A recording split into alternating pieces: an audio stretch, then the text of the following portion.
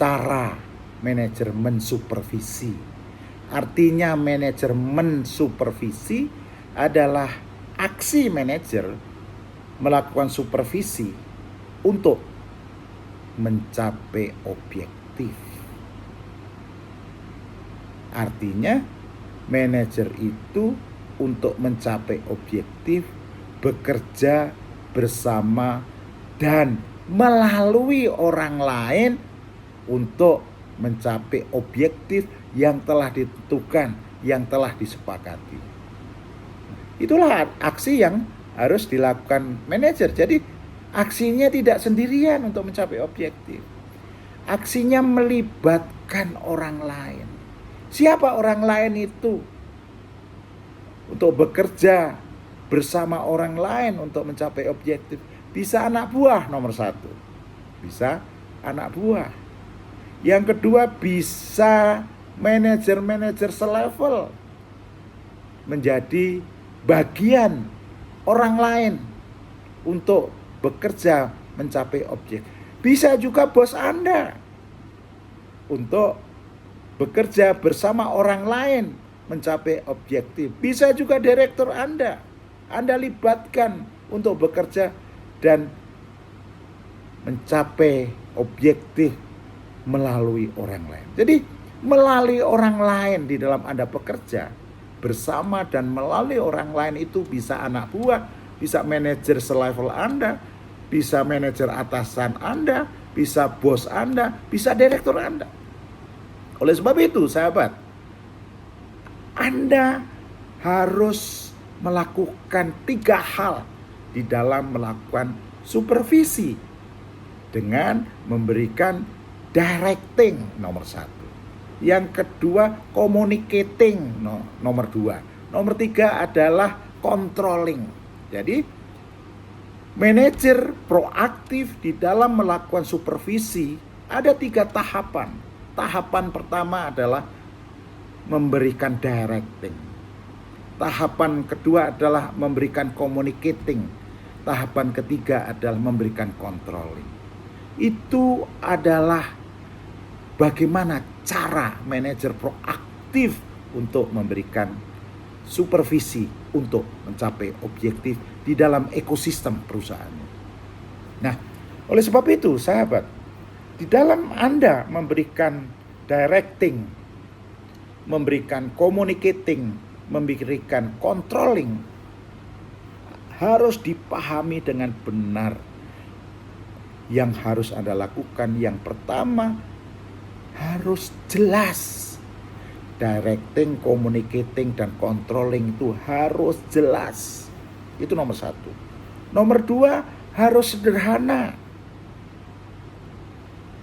supaya mudah dipahami. Harus jelas, harus sederhana, harus mudah dipahami, harus mudah dikerjakan, harus mudah dilakukan, dan harus tertulis supaya ada evidence, supaya ada memorable. Kalau orang lupa bisa melihat lagi apa yang harus dilakukan. Itu harus menjadi konsep dasar di dalam Anda melakukan supervisi dengan memberikan directing, memberikan communicating, dan memberikan controlling. Sahabat, keberhasilan manajer dalam mensupervisi, melakukan aksi supervisi, syaratnya manajer tersebut harus right people. Apa artinya right people? Orangnya harus benar. Yang kedua harus right action. Apa artinya? Aksinya harus benar. Nah, kenapa di dalam manajer melakukan supervisi harus right people dan harus right action? Karena target supervisinya itu ada 2 juga. Target emosional yang terkait dengan cara mengelola perasaan, dan target logical. Bagaimana kaitannya dengan cara mengelola pikiran. Karena di dalam supervisi yang harus Anda pengaruhi adalah cara berpikir logikalnya dan cara perasaannya di dalam mengelola perasaannya. Dua-duanya harus Anda lakukan pendekatan.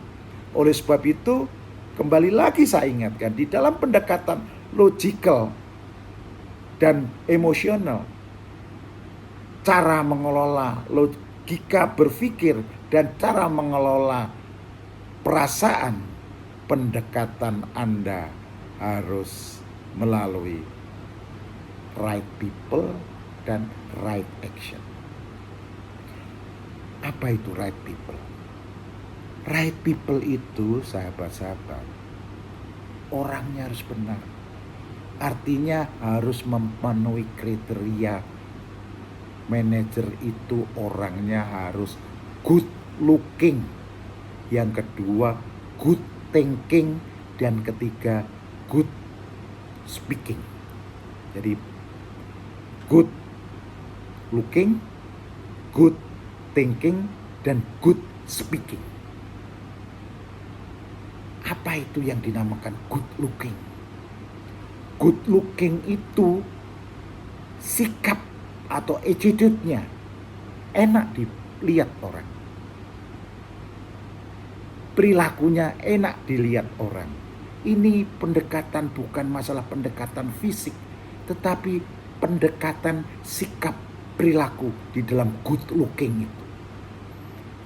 Kalau kita bicara good speaking, seorang harus right people, good speaking. Ia memiliki kemampuan berkomunikasi, menyampaikan ide, gagasan, dan pesan kepada orang lain sehingga persepsinya sama. Itu adalah good speaking.